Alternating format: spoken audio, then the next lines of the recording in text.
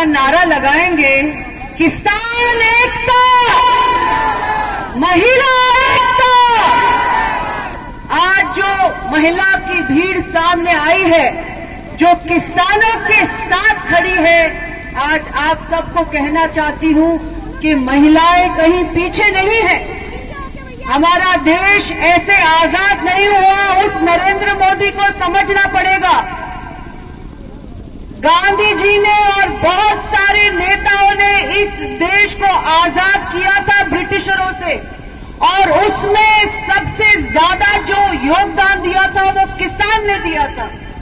आज पहली बार किसान जमीन पे आ गए हैं। उनको ये सोचना चाहिए, उनकी मन की बात में उन्होंने किसानों की बात नहीं रखी। उन्होंने ये नहीं देखा कि आज हर जगह किसान ने शहादत दी है, 40 से ज्यादा लोगों ने। वो कैसे भूल गए कि आज हमारे किसान जमीन पर है।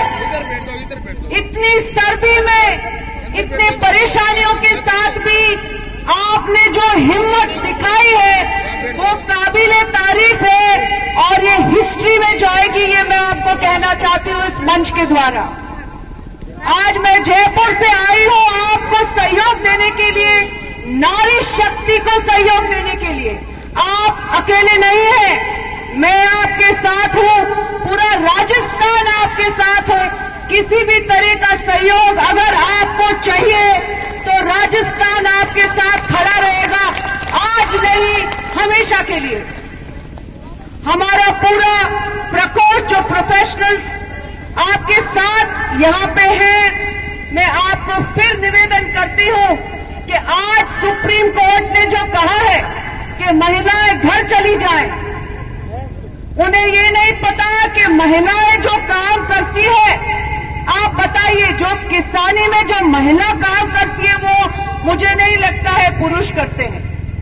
वो खेत भी जोतती है, अपने बच्चों को भी देखती है, अपने बच्चों को पढ़ाती है, घर में खाना बनाती है, सब कार्य करती है, और हमें कह रहे हैं कि आप घर चले जाइए।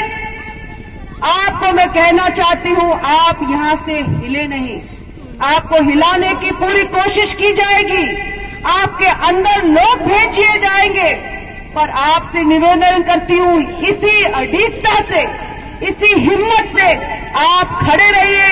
हम आपका साथ हमेशा के लिए देते रहेंगे।